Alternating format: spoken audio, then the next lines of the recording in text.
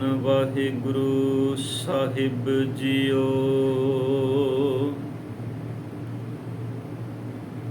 ਜਿਉ ਤੂੰ ਚਲਾਹੇ ਤਿਵ ਚਲਹਿ ਸੁਆਮੀ, ਹੋਰ ਕਿਆ ਜਾਣਾ ਗੁਣ ਤੇਰੇ। ਜਿਵ ਤੂੰ ਚਲਾਹੇ ਤਿਵੇਂ ਚੱਲੈ, ਜਿਨਾ ਮਾਰਗ ਪਾਵਹਿ। ਕਰ ਕਿਰਪਾ ਜਿਨ ਨਾਮ ਲਾਹੇ, ਸੇ ਹਰ ਹਰ ਸਦਾ ਧਿਆਵੈ। ਜਿਸਨੋ ਕਥਾ ਸੁਣਾਹੇ ਆਪਣੀ, ਸੇ ਗੁਰ ਦੁਆਰੇ ਸੁਖ ਪਾਵਹਿ। ਕਹਿ ਨਾਨਕ ਸੱਚੇ ਸਾਹਿਬ, ਜਿਉ ਪਾਵੈ ਤਿਵੇਂ ਚਲਾਵਹਿ। ਕਹਿ ਨਾਨਕ ਸੱਚੇ ਸਾਹਿਬ, ਜਿਉ ਪਾਵੈ ਤਿਵੇਂ ਚਲਾਵਹਿ। ਪਰਮ ਸਨਮਾਨਯੋਗ ਚਵਰ ਛਤਰ ਤਖਤ ਦੇ ਮਾਲਕ, ਜੁਗ ਹੋ ਜੁਗੇ ਅਟਲ, ਧੰਨ ਧੰਨ ਸਾਹਿਬ ਸ੍ਰੀ ਗੁਰੂ ਗ੍ਰੰਥ ਸਾਹਿਬ ਪਾਤਸ਼ਾਹ ਜੀ, ਸਤਿਗੁਰਾਂ ਦੀ ਪਾਵਨ ਪਵਿੱਤਰ ਨਿੱਘੀ ਗੋਦ ਅੰਦਰ ਸੁਭਾਏਮਾਨ ਗੁਰੂ ਸਰੂਪ ਗੁਰੂ ਪਿਆਰੀ ਸਾਧ ਸੰਗਤ ਜੀਓ। ਸਤਿਗੁਰਾਂ ਨੇ ਤਰਸ ਕੀਤਾ ਹੈ ਇਹਨਾਂ ਪਾਵਨ ਦੀਵਾਨਾਂ ਦੇ ਅੰਦਰ ਆਪਣੀ ਨਿੱਘੀ ਗੋਦ ਅੰਦਰ ਬੈਠਣ ਦਾ ਇਹ ਸੁਭਾਗ ਸਮਾਂ ਬਖਸ਼ਿਸ਼ ਕੀਤਾ ਹੈ। ਸਤਿਗੁਰ ਕੀ ਅੰਮ੍ਰਿਤ ਬਾਣੀ ਦੇ ਅੰਦਰੋਂ ਬੜੇ ਪਿਆਰ ਔਰ ਬੜੇ ਅਕੀਦੇ ਨਾਲ, ਬੜੀ ਇਕਾਗਰਤਾ ਨਾਲ ਅੰਮ੍ਰਿਤ ਬਾਣੀ ਦੇ ਕੀਰਤਨ ਆਪ ਜੀ ਸਰਵਣ ਕਰ ਰਹੇ ਸੋ। ਸਾਹਿਬ ਸ੍ਰੀ ਗੁਰੂ ਅਮਰਦਾਸ ਪਾਤਸ਼ਾਹ ਜੀ ਸਤਿਗੁਰਾਂ ਦੀ ਪਾਵਨ ਮੁਬਾਰਕ ਰਚਨਾ ਤੋਂ ਉਚਾਰਨ ਕੀਤੀ ਅੰਮ੍ਰਿਤਮਈ ਬਾਣੀ, ਆਨੰਦ ਸਾਹਿਬ ਜੀ ਦੀ ਪਾਵਨ ਬਾਣੀ ਦੀ ਵਿਚਾਰ ਸਾਧ ਸੰਗਤ ਆਪ ਇਹਨਾਂ ਦੀਵਾਨਾਂ ਵਿੱਚ ਲੜੀਵਾਰ ਸਰਵਣ ਕਰ ਰਹੇ ਹੋ। ਆਓ ਸਤਿਗੁਰ ਕੀ ਅੰਮ੍ਰਿਤ ਬਾਣੀ ਦੇ ਅੰਦਰੋਂ ਵਿਚਾਰ ਅਧੀਨ ਇਹ ਪਾਵਨ ਪੌੜੀ ਆਪ ਜੀ ਨੇ ਸਰਵਣ ਕੀਤੀ ਹੈ। ਧੰਨ ਗੁਰੂ ਗ੍ਰੰਥ ਸਾਹਿਬ ਪਾਤਸ਼ਾਹ ਜੀ ਦੇ ਮੁਬਾਰਕ 919 ਅੰਕ ਤੇ ਇਹ ਪੌੜੀ ਸੁਭਾਏਮਾਨ ਹੈ। 15 ਨੰਬਰ ਪੌੜੀ ਆਨੰਦ ਸਾਹਿਬ ਜੀ ਦੀ ਪਾਵਨ ਬਾਣੀ ਦੇ ਅੰਦਰੋਂ। ਆਓ ਅੰਮ੍ਰਿਤ ਬਾਣੀ ਦੀ ਵਿਚਾਰ ਆਰੰਭ ਕਰਨ ਤੋਂ ਪਹਿਲਾਂ ਆਪ ਜਿਤਨੇ ਤਨ ਗੁਰੂ ਦੀ ਹਜ਼ੂਰੀ ਵਿੱਚ ਜੁੜ ਬੈਠੇ ਹੋ, ਕਰੋ ਕਿਰਪਾ, ਆਪ ਸੰਗਤ ਗੁਰੂ ਰੂਪ ਹੋ। ਵਿਚਾਰ ਆਰੰਭ ਕਰਨ ਤੋਂ ਪਹਿਲਾਂ ਸਤਿਗੁਰਾਂ ਦੀ ਬਖਸ਼ੀ ਹੋਈ ਫਤਿਹ ਪ੍ਰਵਾਨ ਕਰੋ। ਦੇਹੋ ਅਸੀਸ। ਵਾਹਿਗੁਰੂ ਜੀ ਕਾ ਖਾਲਸਾ, ਵਾਹਿਗੁਰੂ ਜੀ ਕੀ ਫਤਿਹ। ਧੰਨ ਧੰਨ ਸਾਹਿਬ ਸ੍ਰੀ ਗੁਰੂ ਅਮਰਦਾਸ ਪਾਤਸ਼ਾਹ ਜੀ ਸਤਿਗੁਰਾਂ ਨੇ ਇਸ ਪਾਵਨ ਪੌੜੀ ਦੇ ਅੰਦਰ ਜੋ ਅੰਮ੍ਰਿਤ ਉਪਦੇਸ਼ ਸਮੁੱਚੀ ਖਲਕਤ ਮਾਨਵਤਾ ਨੂੰ ਬਖਸ਼ਿਸ਼ ਕੀਤਾ ਹੈ, ਇਸ ਅੰਦਰ ਸਤਿਗੁਰ ਨੇ ਪਰਿਪੂਰਨ ਪਰਮਾਤਮਾ ਅਕਾਲ ਪੁਰਖ ਦੇ ਚਰਨਾਂ ਦੇ ਵਿੱਚ ਇਹ ਬੇਨਤੀ ਕੀਤੀ ਹੈ, ਜੋਦੜੀ ਕੀਤੀ ਹੈ ਕਿ ਮੇਰੇ ਮਾਲਕ ਜੀ, ਤੂੰ ਸਮਰੱਥ ਹੈ, ਸਭ ਗੁਣਾਂ ਦਾ ਦਾਤਾ ਹੈ, ਤੇ ਜਿਵੇਂ ਤੂੰ ਆਪਣੀ ਇਸ ਖਲਕਤ ਦੇ ਅੰਦਰ ਇਹਨਾਂ ਜੀਆਂ ਨੂੰ ਚਲਾਨਾ ਹੈ, ਇਹਨਾਂ ਸਭ ਜੀਵਾਂ ਨੂੰ ਤੇਰੇ ਹੁਕਮ ਦੇ ਵਿੱਚ ਕਰਮ ਕਰਨੇ ਪੈਂਦੇ ਨੇ, ਤੇਰੇ ਹੁਕਮ ਵਿੱਚ ਚੱਲਣਾ ਹੀ ਪੈਂਦਾ ਹੈ। ਤੇਰੀ ਬਣਾਈ ਹੋਈ ਜਿਹੜੀ ਇਹ ਕੁਦਰਤੀ ਨਿਯਮਾਵਲੀ ਹੈ, ਹਰ ਬੰਦਾ ਤੇਰੀ ਇਸ ਕੁਦਰਤੀ ਨਿਯਮਾਵਲੀ ਦੇ ਅੰਦਰ ਨਿਯਮਾਂ ਦੇ ਅਨੁਸਾਰ ਜੀਂਦਾ ਹੈ, ਔਰ ਇਹਨਾਂ ਨਿਯਮਾਂ ਦੇ ਵਿੱਚ ਮਨੁੱਖ ਆਪਣੇ ਕੀਤੇ ਹੋਏ ਕਰਮਾਂ ਦੇ ਅਨੁਸਾਰ ਦੁੱਖ ਤੇ ਸੁੱਖ, ਹਰਖ, ਸੋਗ, ਖੁਸ਼ੀ, ਗਮੀ ਦੇ ਵਿੱਚ ਵਿਚਰਦਾ ਹੈ। ਧੰਨ ਗੁਰੂ ਅਮਰਦਾਸ ਪਾਤਸ਼ਾਹ ਜੀ ਜਿੱਥੇ ਪਰਮਾਤਮਾ ਦੀ ਇਸ ਵਡਿਆਈ ਦਾ ਜ਼ਿਕਰ ਕਰਦੇ ਨੇ, ਉੱਥੇ ਨਾਲ ਹੱਥ ਜੋੜ ਕੇ ਅਰਦਾਸ ਵੀ ਕਰਦੇ ਨੇ ਕਿ ਸਤਿਗੁਰੂ ਤੇਰੇ ਗੁਣ ਬੇਅੰਤ ਨੇ, ਤੇਰੇ ਗੁਣਾਂ ਦੀ ਕੋਈ ਥਾਂ ਨਹੀਂ, ਕੋਈ ਪਾਰਾਵਾਰ ਨਹੀਂ, ਪਰ ਜਿਹਨੂੰ ਤੂੰ ਤਰਸ ਕਰਕੇ ਆਪਣੇ ਚਰਨਾਂ ਨਾਲ ਜੋੜ ਲੈਣਾ, ਫਿਰ ਉਹ ਸਦਾ ਹੀ ਤੇਰੇ ਗੁਣਾਂ ਨੂੰ ਗਾਉਂਦਾ ਹੈ। ਵੇਖੋ ਸਾਧ ਸੰਗਤ, ਸਤਿਗੁਰ ਨੇ ਅੰਮ੍ਰਿਤ ਬਾਣੀ ਵਿੱਚ ਮਨੁੱਖ ਦੇ ਅੰਦਰ ਦੀਆਂ ਦੋ ਪ੍ਰਵਰਤੀਆਂ ਦਾ ਜ਼ਿਕਰ ਕੀਤਾ ਹੈ। ਉਹਨੂੰ ਮੇਰੇ ਸਤਿਗੁਰ ਜੀ ਪਾਵਨ ਬਾਣੀ ਵਿੱਚ ਗੁਰਮੁਖ ਤੇ ਮਨਮੁਖ ਦੇ ਰੂਪ ਵਿੱਚ ਬਿਆਨ ਕਰਦੇ ਨੇ। ਜਾਂ ਸਤਿਗੁਰ ਨੇ ਬਾਣੀ ਵਿੱਚ ਸ਼ਬਦ ਵਰਤਿਆ ਸਾਕਤ, ਜਿਹੜਾ ਪਰਮਾਤਮਾ ਦੇ ਗੁਣਾਂ ਨਾਲੋਂ, ਉਪਦੇਸ਼ ਨਾਲੋਂ ਟੁੱਟਿਆ ਹੋਇਆ ਹੈ, ਤੇ ਜਾਂ ਫਿਰ ਸਤਿਗੁਰ ਨੇ ਸ਼ਬਦ ਵਰਤਿਆ ਉਹ ਮਨੁੱਖ ਜਿਹੜਾ ਗੁਰੂ ਦੇ ਹੁਕਮ ਦੇ ਵਿੱਚ ਸਦਾ ਹੀ ਚੱਲ ਕੇ ਗੁਰੂ ਨੂੰ ਆਪਣਾ ਸਭ ਕੁਝ ਮੰਨ ਕੇ ਸਤਿਗੁਰ ਦੇ ਹੁਕਮ ਵਿੱਚ ਚੱਲਦਾ ਹੈ, ਉਹਨੂੰ ਸਾਹਿਬ ਜੀ ਬਾਣੀ ਵਿੱਚ ਕਹਿੰਦੇ ਨੇ ਗੁਰਮੁਖ।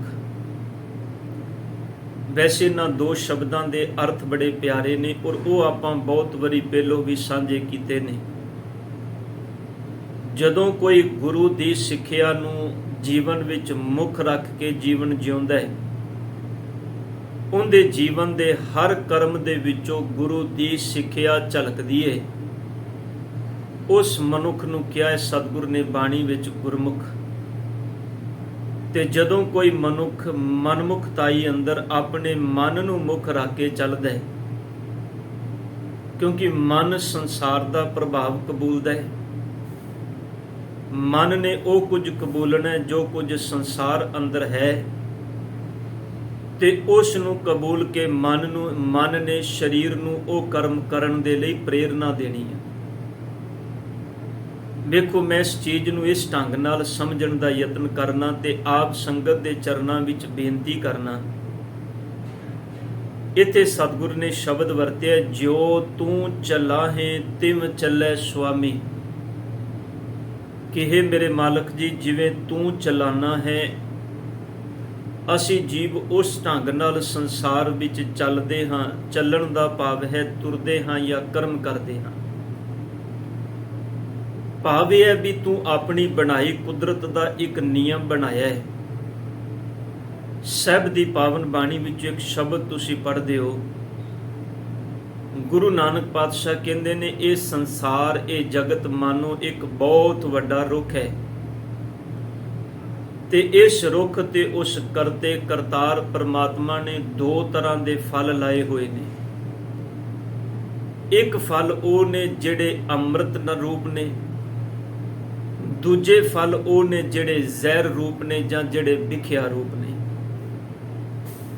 ਜਿਹੜਾ ਇਹਨਾਂ ਫਲਾਂ ਦੇ ਵਿੱਚੋਂ ਅੰਮ੍ਰਿਤ ਨੂੰ ਆਪਣਾ ਆਧਾਰ ਬਣਾ ਲੈਂਦਾ ਹੈ, ਜਿਹੜਾ ਅੰਮ੍ਰਿਤ ਰੂਪੀ ਫਲ ਨੂੰ ਚੱਖ ਲੈਂਦਾ ਹੈ, ਖਾ ਲੈਂਦਾ ਹੈ, ਉਹ ਅੰਦਰੋਂ ਸਤਿਗੁਰ ਦੇ ਨਾਲ ਜੁੜ ਜਾਂਦਾ ਹੈ।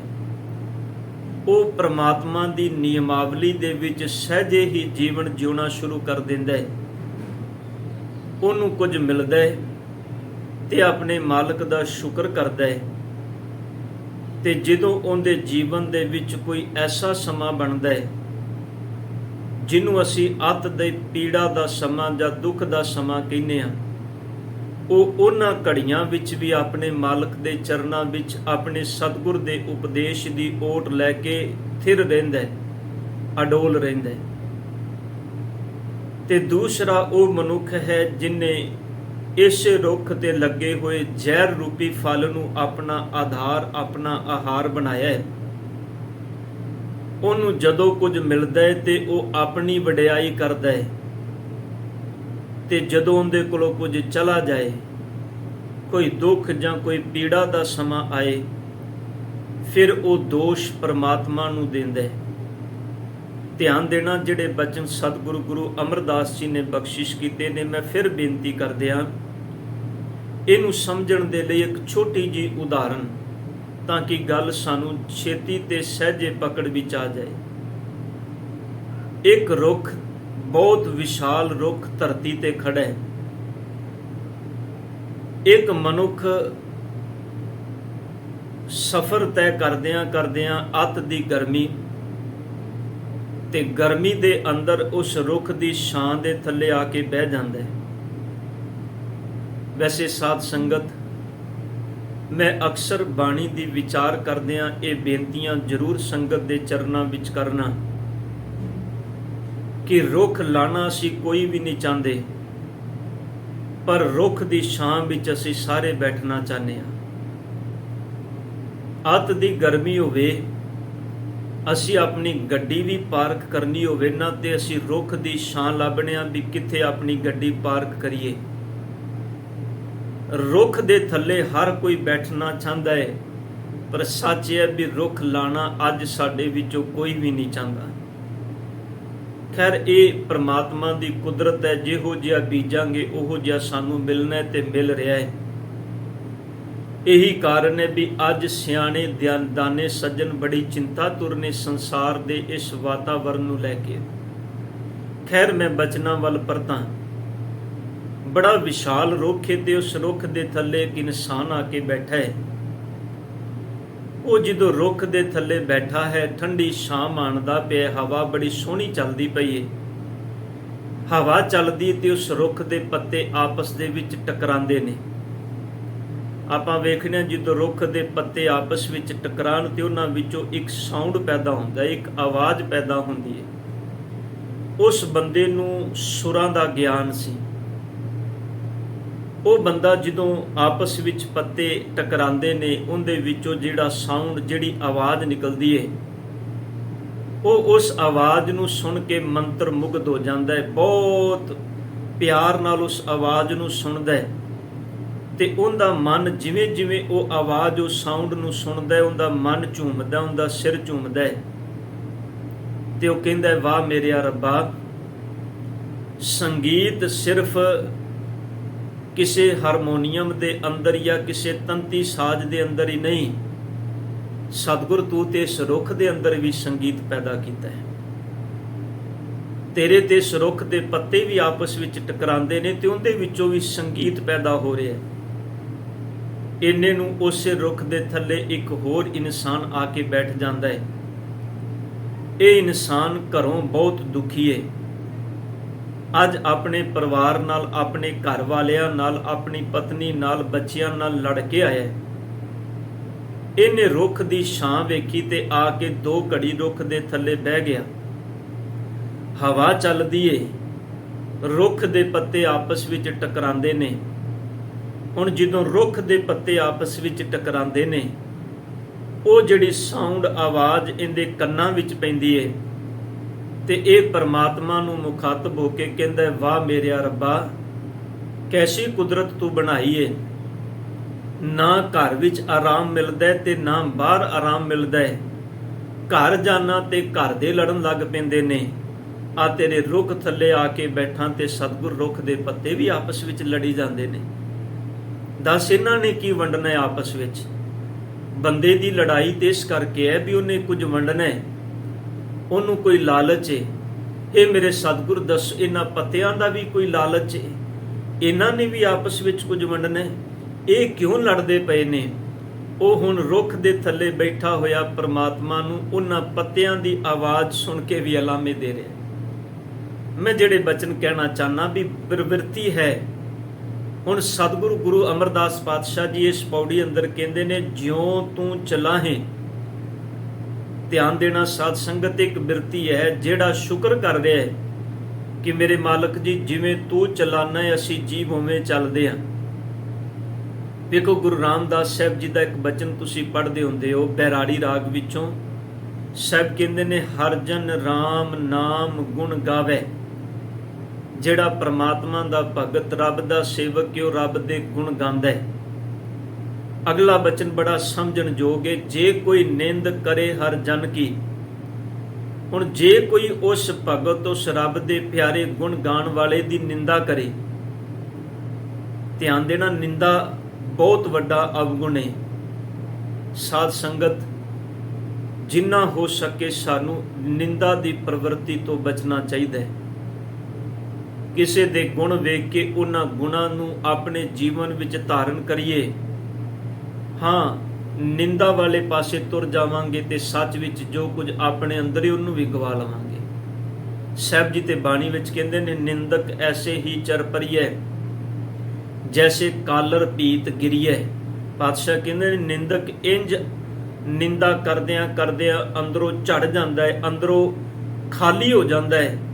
ਜਿਵੇਂ ਸਤਿਗੁਰ ਕਹਿੰਦੇ ਨੇ, ਰੇਤ ਦੀ ਬਣੀ ਹੋਈ ਕੰਧ ਆਪਣੇ ਆਪ ਢਹਿ ਜਾਂਦੀ ਹੈ। ਨਿੰਦਕ ਬੰਦੇ ਦੇ ਅੰਦਰ ਨੂੰ ਦੁਖੀ ਕਰਨ ਦੇ ਲਈ ਕੁਝ ਕਰਨ ਦੀ ਜ਼ਰੂਰਤ ਨਹੀਂ। ਨਿੰਦਕ ਬੰਦਾ ਆਪਣੇ ਆਪ ਹੀ ਅੰਦਰੋਂ ਝੂਰਦਾ ਹੈ, ਸੜਦਾ ਹੈ ਤੇ ਦੁਖੀ ਹੁੰਦਾ ਹੈ, ਖੁਆਰ ਹੁੰਦਾ ਹੈ। ਸਭ ਕਹਿੰਦੇ ਨੇ ਉਹ ਕਲਰ ਦੀ ਕੰਧ ਦੀ ਤਰ੍ਹਾਂ ਹੈ। ਕਲਰ ਦੀ ਕੰਧ ਆਪਣੇ ਆਪ ਢਹਿ ਜਾਂਦੀ ਹੈ। ਨਿੰਦਕ ਬੰਦਾ ਦੂਜਿਆਂ ਦੇ ਗੁਣ ਵੇਖ ਕੇ ਸੜੀ ਜਾਂਦਾ ਹੈ, ਉਹ ਆਪਣੇ ਤਨ ਨੂੰ ਰੋਗ ਲਾ ਲੈਂਦਾ ਹੈ। ਇਸੇ ਕਰਕੇ ਸਾਹਿਬ ਨੇ ਕਿਹਾ, ਜੇ ਕੋਈ ਨਿੰਦ ਕਰੇ ਹਰ ਜਨ ਕੀ। ਹੁਣ ਜੇ ਰੱਬ ਦੇ ਪਿਆਰੇ ਬੰਦੇ ਦੀ ਕਿਸੇ ਨੇ ਨਿੰਦਾ ਵੀ ਕੀਤੀ ਤੇ ਧੰਨ ਗੁਰੂ ਰਾਮਦਾਸ ਪਾਤਸ਼ਾਹ ਕਹਿੰਦੇ ਨੇ, ਆਪਣਾ ਗੁਣ ਨਾ ਗਵਾਵੇ। ਭਗਤ ਆਪਣੇ ਅੰਦਰ ਦੇ ਗੁਣ ਨੂੰ ਗਵਾਉਂਦਾ ਨਹੀਂ, ਉਹ ਆਪਣੀ ਬਿਰਤੀ ਨੂੰ ਅਵਗੁਣਾਂ ਦੇ ਅੰਦਰ ਖਵਾਰ ਨਹੀਂ ਹੋਣ ਦਿੰਦਾ। ਉਹ ਰੱਬ ਦੇ ਗੁਣ ਗਾਉਂਦਾ ਹੈ, ਪਰਮਾਤਮਾ ਦੀ ਭਗਤੀ ਨਾਲ ਜੁੜਿਆ ਰਹਿੰਦਾ ਹੈ। ਸਤਿਗੁਰ ਜੀ ਨੇ ਬਚਨ ਕਿਹਾ, ਜਿਉਂ ਤੂੰ ਚਲਾਹੇ ਤਿਵੇਂ ਚੱਲੇ ਸੁਆਮੀ। ਇਹ ਮੇਰੇ ਮਾਲਕ, ਜਿਵੇਂ ਤੂੰ ਚਲਾਉਂਦਾ ਹੈ ਅਸੀਂ ਉਵੇਂ ਚੱਲਨੇ ਹਾਂ। ਹੋਰ ਕਿਆ ਜਾਣਾ ਗੁਣ ਤੇਰੇ। ਸਤਿਗੁਰ, ਹੋਰ ਤੇਰੇ ਕਿੰਨੇ ਬੇਅੰਤ ਗੁਣ ਨੇ, ਉਹਨਾਂ ਗੁਣਾਂ ਦੀ ਸਤਿਗੁਰ ਅਸੀਂ ਥਾਂ ਨਹੀਂ ਪਾ ਸਕਦੇ। ਮੇਰੇ ਮਾਲਕ ਜੀ, ਮੈਂ ਤੇਰੇ ਗੁਣਾਂ ਦਾ ਹੋਰ ਕੀ ਭੇਤ ਬਿਆਨ ਕਰਾਂ ਵੀ ਤੇਰੇ ਆ ਹੋਰ ਗੁਣ ਨੇ, ਤੇਰੇ ਗੁਣ ਤੇ ਬੇਅੰਤ ਨੇ। ਤਾਂ ਹੀ ਸਾਹਿਬ ਜੀ ਨੇ ਬਾਣੀ ਵਿੱਚ ਆਖਿਆ, ਜੇਤਾ ਸਮੁੰਦ ਸਾਗਰ ਨੀਰ ਭਰਿਆ, ਤੇ ਅਵਗੁਣ ਹਮਾਰੇ, ਦਇਆ ਕਰੋ ਕਿਛ ਮਿਹਰ ਉਪਾਵੋ, ਡੁੱਬਦੇ ਪੱਥਰ ਤਾਰੇ। ਸਤਿਗੁਰ, ਮੇਰੇ ਅੰਦਰ ਇੰਨੇ ਅਵਗੁਣ ਨੇ ਜਿਵੇਂ ਕੋਈ ਸਮੁੰਦਰ ਪਾਣੀ ਨਾਲ ਭਰਿਆ ਹੋਵੇ। ਤੇ ਸਤਿਗੁਰ ਜੀ, ਇੰਨੇ ਅਵਗੁਣਾਂ ਨਾਲ ਭਰਿਆ ਬੰਦਾ ਮੈਂ ਸਤਿਗੁਰ ਜੀ ਤੁਹਾਡੇ ਗੁਣਾਂ ਨੂੰ ਕਿਵੇਂ ਬਖਾਨਾ, ਕਿਵੇਂ ਬਿਆਨ ਕਰਾਂ। ਸਭ ਅਵਗੁਣ ਮੈਂ ਗੁਣ ਨਹੀਂ ਕੋਈ, ਕਿਉ ਕਰ ਕੰਤ ਮਿਲਾਵਾ ਹੋਈ। ਨਾ ਮੈਂ ਰੂਪ ਨਾ ਬੰਕੇ ਨੈਣਾ, ਨਾ ਕੁੱਲ ਢੰਗ ਨਾ ਮੀਠੇ ਬਹਿਨਾ। ਗੁਰੂ ਅਮਰਦਾਸ ਪਾਤਸ਼ਾਹ ਕਹਿੰਦੇ ਨੇ, ਸਤਿਗੁਰੂ, ਮਨੁੱਖ ਦਾ ਸੁਭਾਅ ਹੋਣਾ ਚਾਹੀਦਾ ਵੀ ਉਹ ਪ੍ਰਮਾਤਮਾ ਦੀ ਰਜ਼ਾ ਵਿੱਚ ਰਹੇ, ਉਹ ਸਦਾ ਸਤਿਗੁਰ ਦੇ ਹੁਕਮ ਵਿੱਚ ਰਹੇ। ਅਸਲ ਵਿੱਚ ਇਹ ਜਿਹੜੀ ਪੰਕਤੀ ਹੈ ਨਾ, ਜਿਉਂ ਤੂੰ ਚਲਾਹੇ, ਇਹ ਸਮਰਪਣ ਦੀ ਪੰਕਤੀ ਹੈ। ਇਹ ਪ੍ਰਮਾਤਮਾ ਦੇ ਹੁਕਮ ਵਿੱਚ ਚੱਲਣ ਦੀ ਗੱਲ ਕਰਦੀ ਹੈ। ਔਰ ਗੁਰਮੁਖ ਜਿਹੜਾ ਹੈ ਉਹ ਹਮੇਸ਼ਾ ਮਾਲਕ ਦੇ ਹੁਕਮ ਵਿੱਚ ਚੱਲਦਾ ਹੈ। ਉਹ ਜੀਵਨ ਦੀ ਹਰ ਪ੍ਰਵਰਤੀ ਵਿੱਚ ਪ੍ਰਮਾਤਮਾ ਦੇ ਹੁਕਮ ਵਿੱਚ ਵਿਚਰਦਾ ਹੈ। ਭਾਈ ਸਾਹਿਬ ਭਾਈ ਗੁਰਦਾਸ ਜੀ ਦਾ ਇੱਕ ਬੜਾ ਪਿਆਰਾ ਬਚਨ ਹੈ। ਉਹਨਾਂ ਨੇ 2-3 ਐਗਜ਼ਾਮਪਲਾਂ ਦਿੱਤੀਆਂ ਨੇ ਬਹੁਤ ਪਿਆਰੀਆਂ। ਗੱਲ ਕੀਤੀ ਹੈ ਗੁਰਮੁਖ ਦੇ ਜੀਵਨ ਦੀ। ਗੁਰਮੁਖ ਕਿਵੇਂ ਆਪਣੇ ਜੀਵਨ ਵਿੱਚ ਹਰ ਕੰਡੀਸ਼ਨ ਵਿੱਚ ਰੱਬ ਨਾਲ ਜੁੜਿਆ ਰਹਿੰਦਾ ਹੈ।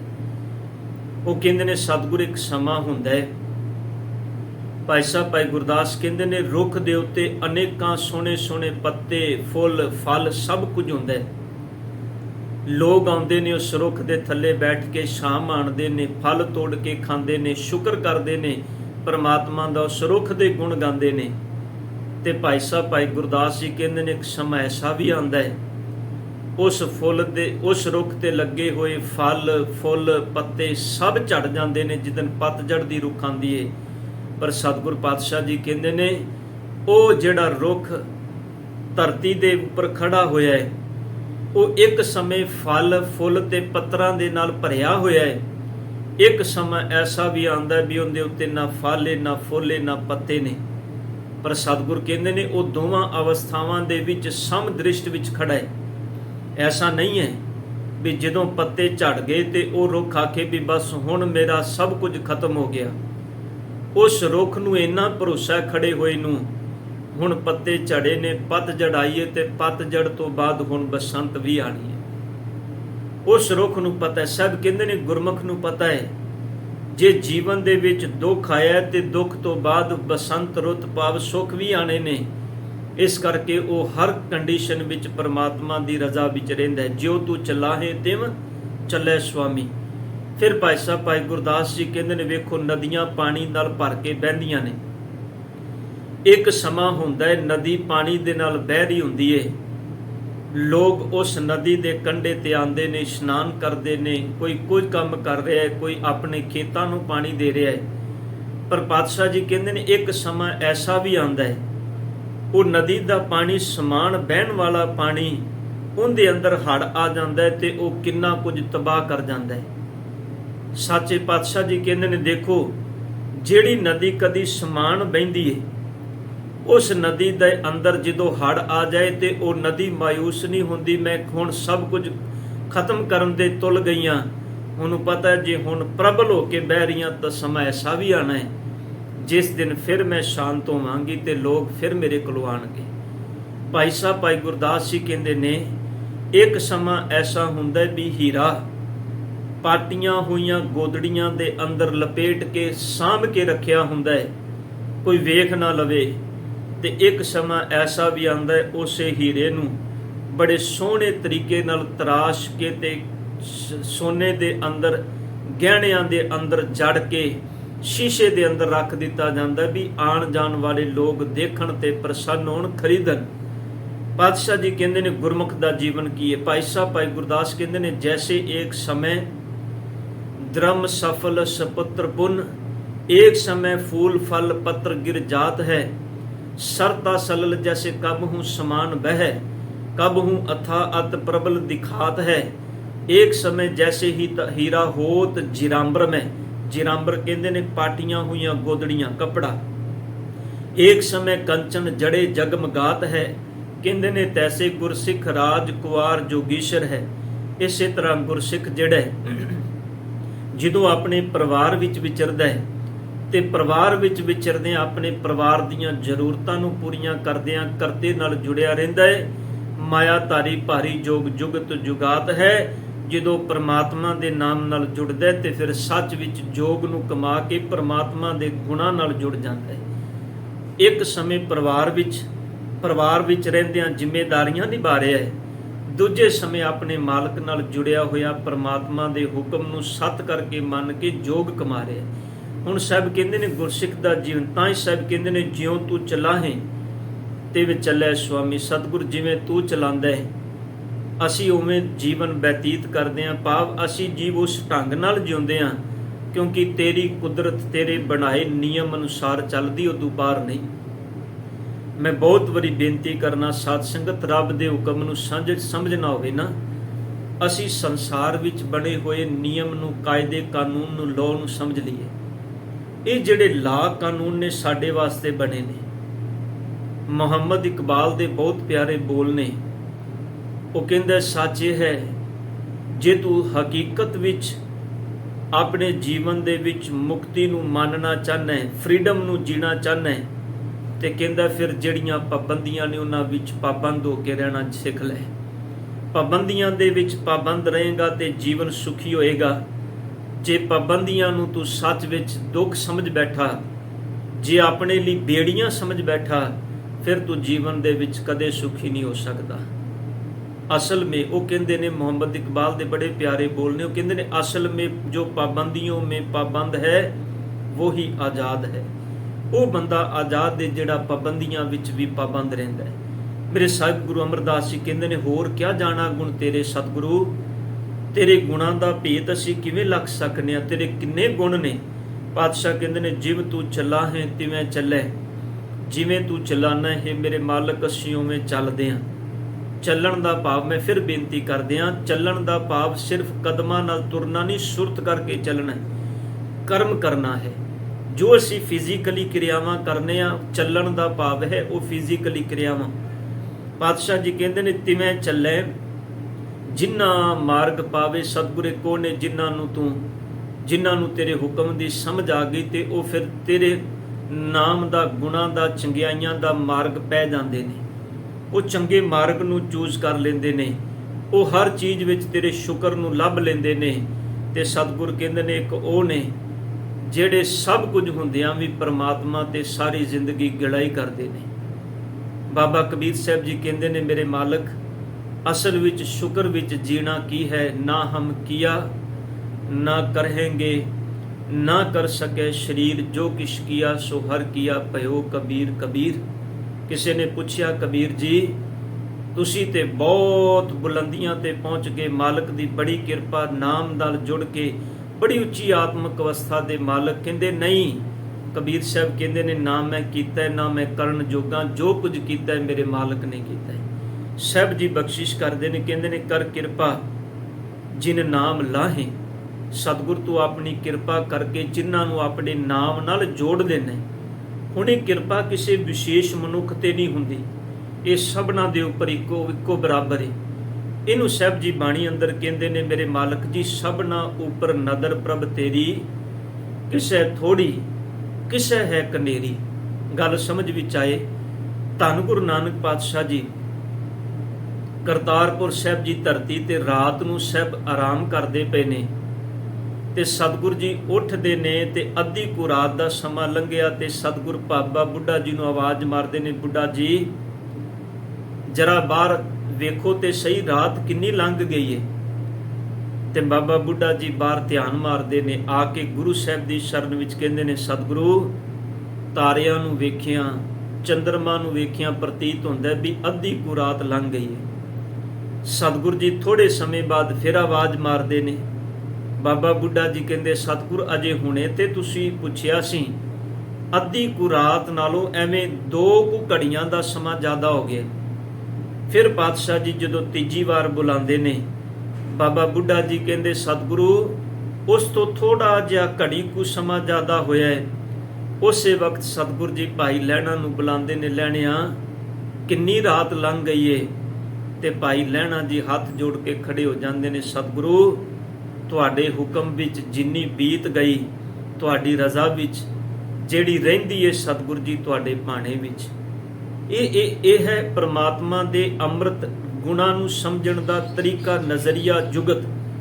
ਜਿਹਨੂੰ ਸਮਝ ਆ ਗਈ ਉਹ ਸਭ ਕਹਿੰਦੇ ਨੇ ਕਰ ਕਿਰਪਾ ਜਿਨ ਨਾਮ ਲਾਹੇ। ਤੂੰ ਕਿਰਪਾ ਕਰਕੇ ਜਿਨ੍ਹਾਂ ਨੂੰ ਨਾਮ ਨਾਲ ਜੋੜ ਲਿਆ ਸੇ ਹਰ ਹਰ ਸਦਾ ਧਿਆਵੇ। ਉਹ ਫਿਰ ਸਦਾ ਤੇਰੇ ਗੁਣਾਂ ਨੂੰ ਗਾਉਂਦੇ ਨੇ, ਤੈਨੂੰ ਧਿਆਉਂਦੇ ਨੇ, ਉਹ ਸਦਾ ਤੇਰਾ ਸ਼ੁਕਰ ਕਰਦੇ ਨੇ। ਉਹ ਤੇ ਹਰ ਜੀਵਨ ਦੀ ਅਵਸਥਾ ਵਿੱਚ ਤੇਰੇ ਚਰਨਾਂ ਨਾਲ ਜੁੜੇ ਰਹਿੰਦੇ ਨੇ। ਜਿਸ ਨੂੰ ਕਥਾ ਸੁਣਾਏ ਆਪਣੀ, ਜਿਹਨੂੰ ਤੂੰ ਆਪਣੀ ਸਿਫਤ ਸਲਾਹ ਦੀ ਬਾਣੀ ਸੁਣਾ ਦੇਣਾ, ਜੋ ਤੇਰੀ ਸਿਫਤ ਸਲਾਹ ਦੀ ਬਾਣੀ ਨਾਲ ਜੁੜ ਜਾਂਦੇ ਨੇ, ਸੇ ਗੁਰਦੁਆਰੇ ਸੁਖ ਪਾਵੇ। ਇਹ ਮੇਰੇ ਮਾਲਕ ਜੀ ਉਹ ਗੁਰੂ ਦੇ ਦਰ ਤੇ ਆ ਕੇ ਆਤਮਿਕ ਸੁਖ, ਆਤਮਿਕ ਆਨੰਦ ਮਾਣ ਲੈਂਦੇ ਨੇ। ਬਸ ਗੁਰਮੁਖੋ ਫਰਕ ਇਹਨਾਂ ਵੀ ਅਸੀਂ ਗੁਰਦੁਆਰੇ ਰੋਜ਼ ਜਾਂਦੇ ਹਾਂ। ਬਸ ਗੁਰਦੁਆਰੇ ਦੇ ਕਨਸੈਪਟ ਨੂੰ ਸਮਝ ਲਈਏ ਵੀ ਆਣਾ ਕਿਉਂ ਹੈ। ਮੈਂ ਬੜੀ ਵਾਰੀ ਬੇਨਤੀ ਕਰਨਾ ਹੁੰਨਾ, ਆਣ ਦਾ ਮਤਲਬ ਸਿਰਫ ਗੁਰੂ ਦੇ ਅੱਗੇ ਸਿਜਦਾ ਕਰਕੇ ਚਲੇ ਜਾਣਾ ਨਹੀਂ। ਅਸਲ ਵਿੱਚ ਤੇ ਸਿਰ ਝੁਕਾਣ, ਮੱਥਾ ਟੇਕਣ ਦਾ ਵੀ ਬੜਾ ਗੂੜਾ ਅਰਥ ਹੈ, ਬੜਾ ਡੂੰਘਾ ਅਰਥ ਹੈ। ਇਹਦਾ ਤੇ ਭਾਵ ਵੀ ਸਮਰਪਣ ਹੈ। ਤੇ ਧਿਆਨ ਦੇਣਾ, ਸਮਰਪਣ ਕਰਨ ਆਏ ਤੇ ਸਮਰਪਣ ਕੀਤਿਆਂ ਤੋਂ ਬਿਨਾਂ ਚਲੇ ਗਏ ਤੇ ਮੇਰੇ ਸਤਿਗੁਰ ਜੀ ਕਹਿੰਦੇ ਨੇ ਸਲਾਮ ਜਵਾਬ ਦੋਵੇਂ ਕਰੇ ਮੁੱਢੋਂ ਪੁੱਥਾ ਜਾਏ। ਪਾਤਸ਼ਾਹ ਕਹਿੰਦੇ ਨੇ ਸਾਡੀ ਫਿਤਰਤ ਤੇ ਸੁਭਾਅ ਹੈ, ਨਾਲੇ ਤੇ ਸਲਾਮਾਂ ਕਰਨੇ ਆ, ਝੁਕਣੇ ਆ, ਤੇ ਨਾਲੇ ਫਿਰ ਅੱਗੋਂ ਜਵਾਬ ਵੀ ਦੇਣੇ ਆ। ਧੰਨ ਗੁਰੂ ਅਮਰਦਾਸ ਪਾਤਸ਼ਾਹ ਜੀ ਕਹਿੰਦੇ ਨੇ ਨਹੀਂ ਸਤਿਗੁਰੂ, ਜਿਨ੍ਹਾਂ ਨੂੰ ਤੂੰ ਆਪਣੀ ਸਿਫਤ ਸਲਾਹ ਦੀ ਬਾਣੀ ਸੁਣਾ ਦੇਣਾ ਏ, ਉਹ ਫਿਰ ਸਦਾ ਤੇਰੇ ਚਰਨਾਂ ਨਾਲ ਜੁੜ ਕੇ, ਗੁਰੂ ਦੇ ਦਰ ਤੇ ਜੁੜ ਕੇ, ਗੁਰੂ ਦੇ ਹੁਕਮ ਵਿੱਚ ਰਹਿ ਕੇ ਸੁਖ ਮਾਣਦੇ ਨੇ। ਸੇ ਗੁਰਦੁਆਰੇ ਸੁਖ ਪਾਵੇ। ਗੁਰੂ ਦੇ ਦਰ ਤੇ ਜੁੜ ਕੇ ਆਤਮਿਕ ਸੁਖ ਮਾਣਦੇ ਨੇ, ਆਤਮਿਕ ਆਨੰਦ ਵਿੱਚ ਰਹਿੰਦੇ ਨੇ। ਕਹੇ ਨਾਨਕ ਸੱਚੇ ਸਾਹਿਬ। ਧੰਨ ਗੁਰੂ ਅਮਰਦਾਸ ਜੀ ਕਹਿੰਦੇ ਨੇ ਹੇ ਨਾਨਕ ਜੀ ਕਹਿ ਕਿ ਹੇ ਮੇਰੇ ਸੱਚੇ ਸਾਹਿਬ, ਮੇਰੇ ਕਰਤੇ ਮਾਲਕ ਅਕਾਲ ਪੁਰਖ ਜੀ, ਜਿਉਂ ਪਾਵੇ ਤਿਵੇਂ ਚਲਾਵੇ ਸਤਿਗੁਰ, ਜਿਵੇਂ ਤੈਨੂੰ ਭਾਉਂਦਾ ਹੈ ਨਾ ਸਤਿਗੁਰ ਤੂੰ ਉਵੇਂ ਸਾਨੂੰ ਚਲਾਉਂਦਾ ਹੈ, ਜਿਵੇਂ ਤੇਰੀ ਰਜ਼ਾ ਹੈ। ਅਸਲ ਵਿੱਚ ਪਰਮਾਤਮਾ ਰੱਬ ਜੀ ਉਹ ਕਦੀ ਇਹ ਨਹੀਂ ਚਾਹੁੰਦਾ ਵੀ ਉਹਦੀ ਬਣਾਈ ਖਲਕਤ ਅਵਗੁਣਾਂ ਵਾਲੇ ਪਾਸੇ ਜਾਏ। ਉਹਨੇ ਪਰਮਾਤਮਾ ਨੇ ਕਦੀ ਨਹੀਂ ਚਾਹਿਆ, ਹਰ ਮਾਂ ਬਾਪ ਇਹ ਚਾਹੁੰਦੇ ਨੇ ਉਹਨਾਂ ਦਾ ਬੱਚਾ ਚੰਗਾ ਜੀਵਨ ਜਿਉਵੇ, ਗੁਣਾਂ ਨਾਲ ਭਰਿਆ ਹੋਵੇ, ਉਹਦੇ ਗੁਣਾਂ ਦੀ ਖੁਸ਼ਬੂ ਸਮਾਜ ਵਿੱਚ ਮਹਿਕੇ, ਲੋਕ ਉਹਦੀ ਵਡਿਆਈ ਕਰਨ ਉਹਦੇ ਗੁਣਾਂ ਕਰਕੇ, ਨਾ ਕਿ ਉਹਦੇ ਅਵਗੁਣਾਂ ਕਰਕੇ ਉਹਨੂੰ ਨਿੰਦਣ। परमात्मा भी पिता है, तू मेरा पिता, तू है मेरा माता, एक पिता एक कश के हम बारिक। साध संगत तो कदे भी नहीं चाहता उनकी बनाई खलकत अवगुणा वाले पासे जाए, पर सच है गुरमुखो असी अवगुण चूज कर लेने जीवन विच। साहब कहते ने मेरे मालक ज्यों भावे तिवें चलावे सतगुरु, जिवें तेनू भाउंदा तू उवें चलाना है, या इनू इंज समझ लो भी जिवें तेनू भाउंदा सतगुर सानू उवें चला लै, क्योंकि तेरी रजा विच सुख है, तेरे भाणे विच आनंद है, तेरा मार्ग जिहड़ा है वो सानू साडी मंजिल तक लैके जाएगा। असी गुरमुखो अपने बनाए रस्ते ते तुरने हाँ, दुखी हुन्ने हाँ, खुआर हुन्ने हाँ, भटकदे हाँ, ते फिर मुड़ के आके दोष परमात्मा नू देने भी रब ने साडे नाल चंगा नहीं कीता। धन गुरु अमरदास पातशाह जी कहते ने नहीं, सतगुर दी पै भावनी विच रह, जिवें तेनू चलांदा उवें चल, बस अपनी सोच अपना नज़रिया अपनी वेखण दी जुगत नू बदल। नानक से अखड़ियां बेअन जिन्नी डिसंदो मां पिरी वाली अवस्था अपने अंदर धारण कर लै, फिर तेनू परमात्मा दी कुदरत दे हर जर्रे विचों मालक दे दीदार होणगे। सतगुर किरपा करन, अपने ना पावन बचनां नूं समझण दी दात सतगुर बख्श देन, होईयां गलतियां बख्श लैणियां जी। वाहिगुरू जी का खालसा वाहिगुरू